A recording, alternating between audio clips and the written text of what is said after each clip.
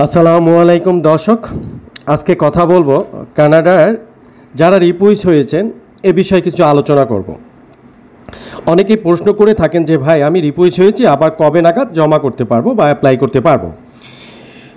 এ ব্যাপারে অনেক কিন্তু ভিডিও করেছি, হয়তো সেই পুরনো ভিডিওগুলো আপনারা শুনতে পারেননি বা শুনেননি। তো ভিডিওটা যদি একটু বড় হয় বা লম্বা হয় আপনারা কি স্কিপ করবেন না, টেনে টেনে শুনবেন না, পুরো ভিডিওটা শুনবেন, হয়তো বা আপনাদের কোনো উপকারে আসতে পারে।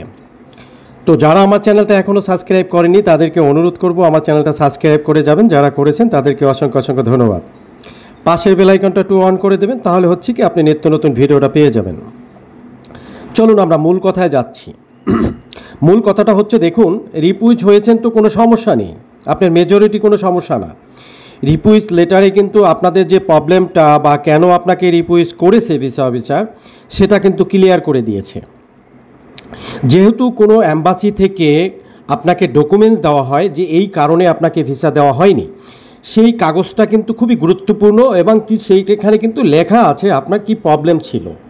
সেই প্রবলেমগুলি যদি আপনি সলভ করতে পারেন বা সমস্যা সমাধান করতে পারেন, সেইগুলি যদি আপনি পুনরায় একদম সব কিছু দিয়ে অ্যাপ্লাই করতে পারেন, তাহলে যে কোনো সময় আপনি অ্যাপ্লাই করতে পারবেন, কোনো সমস্যা নেই। আপনাকে কিন্তু টাইম মেনশন করে ওখানে দেয়নি যে এত টাইম বা এত দিন পরে আপনি জমা করতে পারবেন, এই কথাটা কিন্তু আপনাকে বলে দেয়নি। আপনাকে বলে দিয়েছে কি যে আপনার প্রবলেমটা কী। হ্যাঁ, অনেক এজেন্সি আছে ক্লায়েন্টকে হয়তো বা কোনো কোনো কারণ ক্ষেত্রে বুঝিয়ে বলেন যে আপনারা কি হচ্ছে ওই দেশে যে আর আসবেন না, সেই জন্য আপনাকে ভিসাটা রিপুইজ করেছে। এটা একটা বিভ্রান্তমূলক কথা, এটা একটা মানে প্রতারণামূলক কথা, এটা অসত্য কথা, এটা কোনো সঠিক না। কারণ কি এই কথাটা হচ্ছে কন্টিনিউ এবং কম্পোচারি একটা কথা সবার বেলা। তো ওটা নিচে উল্লেখ করা থাকে, ওটা কিন্তু মেজর কোনো কিছু না, ওটা কিন্তু একটা জাস্ট ওদের ফরম্যাট, সেই ফরম্যাটটাই আপনার সাথে চলে আসে সেই রিপুইজ লেটারের সাথে। মূলত তার মাঝখানেই হচ্ছে আপনার হিস্ট্রিটা, যে আপনাকে কেন ভিসা দেওয়া হয়নি, কোন কোন কারণে আপনাকে ভুল ধরেছে, কোন কোন ডকুমেন্টসের উপরে আপনার প্রচণ্ড ভুল ছিল, সেইগুলি তারা কিন্তু বলে দিয়েছে। এটা আপনার না বোঝার একটা ব্যর্থতা বা ভিসা অনেক সময় এজেন্সিরাও বুঝেন না, না বুঝেই ক্লায়েন্টকে ভুল বোঝান। আসলে ভুল বোঝানোর একটা কারণ আছে, সেই ভুল বোঝানোর কারণটা হচ্ছে তার সাথে অবশ্যই কোনো টাকার লেনদেন ছিল, কিছু টাকা হাতিয়ে নিয়েছেন। এখন সেই টাকাটা যদি ভিসাটা হয়নি তো ক্লায়েন্টের মন খারাপ, সে অবশ্যই যদি সেই ডকুমেন্টসের কথা বলে যে ডকুমেন্টস ভুল ছিল তো টাকা চাইয়ে নেবে।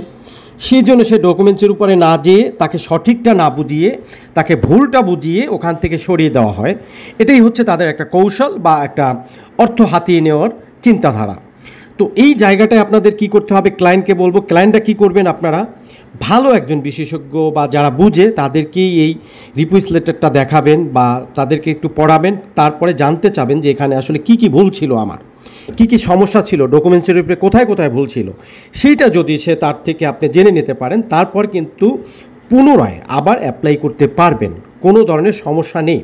কারণ ওখানে কোনো ডেট মেনশন করেন নাই, ওখানে যে কোনো টাইমে আপনি অ্যাপ্লাই করতে পারবেন। দেখুন, আপনাকে যেহেতু একটা ডকুমেন্টস আপনাকে ভুল ধরেছে বা কোনো ডকুমেন্টসে আপনার প্রবলেম ছিল, সেটা কিন্তু আপনার চ্যালেঞ্জ করাটা হচ্ছে কিন্তু আপনার সাহসের পরিচয় এবং ভিসাটা আবার পাওয়ার একটা চান্স আছে। কেন হচ্ছে, ভিসা অফিসার তখনই বুঝতে চায় অ্যাম্বাসি যে সে চ্যালেঞ্জ করতেছে যে আবার জমা করে যে আমি সঠিক ব্যক্তি ছিলাম, সঠিক ডকুমেন্ট ছিল। এটা কিন্তু একটা প্রশ্ন বা এটা কিন্তু একটা বিষয়, এটাও মাথায় রাখবেন। তো আপনারা চিন্তা করবেন যে একবার যখন আপনাকে কোনো ধরনের ভুল ধরেছে, সে আপনি আবার পুনরায় সেই ভুলটাকে সংশোধন করে আবার অ্যাপ্লাই করবেন, ভিসাটা পাওয়ার চান্স আছে। তো এখন যারা হচ্ছে যে অনেকেই দুশ্চিন্তায় করতেছেন, ভাই আবার তো তারা বলতেছে জমা দেবেন না, তাদের কথাই আপনি বারবার ঘুরিয়ে অনেক সময় বলেন। আমার সাথেই বলেছেন অনেকেই যে ভাই অফিস তো বলেছে এটা। তাহলে যারা অফিস যদি আপনাকে যেটা বলেছে সেটার যদি আপনি ফলো করেন বা তার কথা বিশ্বাসই করেন, তাহলে অন্যজনকে আর ফোন করে আপনি বিরক্ত করার কোনো কারণবশত আসে না বা কোনো যৌক্তিকতা নাই।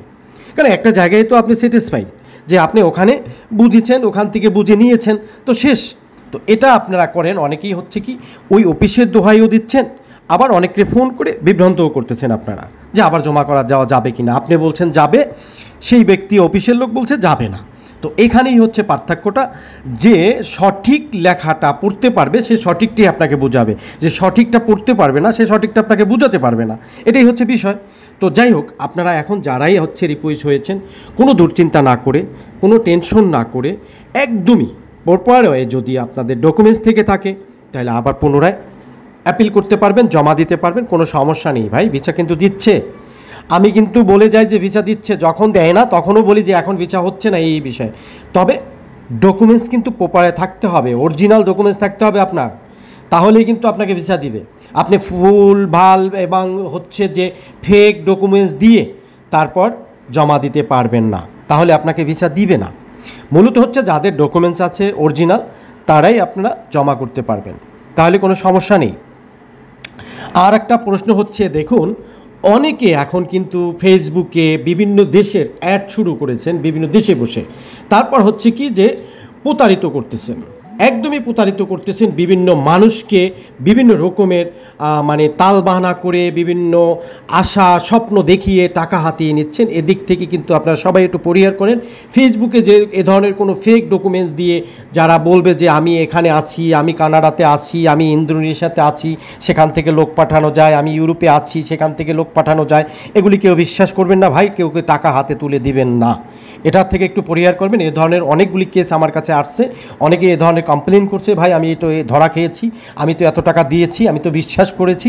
ভাই এ ধরনের কোনো বিশ্বাসতা করবেন না, আপনি ডকুমেন্টস দিয়ে ভিসা করবেন, এটাই হচ্ছে আপনার সর্বোচ্চ বিশ্বাসতা। কারণ ভিসা অফিসার চাচ্ছে আপনার কাছে ডকুমেন্টস, সে চাচ্ছে ডকুমেন্টস নিয়ে আপনাকে একটা ভিসা দিবে, সেই দেশে আপনি ঘুরতে যেতে পারবেন, বেড়াতে যেতে পারবেন, এটাই হচ্ছে সবচেয়ে বাস্তবতাটা, আর এটাই হচ্ছে সত্য। এর বাইরে যত কথা বলবে সব অসত্য, কোনো কথায় বিশ্বাস করবেন না, বিভ্রান্ত হবেন না, সঠিক পথে সঠিক ওয়ে জমা করে ভালো একটা দেশে যান, সেখানে থেকে যান, ঘুরে আসেন, সেটা আপনার একান্তই ব্যক্তিগত বিষয়, সেটা নিয়ে আমি আলোচনা করব না। শুধু একটা কথা আলোচনা করব যে সতর্ক হয়ে সবাই সঠিক পথে ভিসাগুলো জমা দেওয়ার চিন্তা করবেন। তো ভালো থাকবেন, সুস্থ থাকবেন, আল্লাহ হাফেজ। আবার নতুন কোনো ভিডিও নিয়ে আসবো।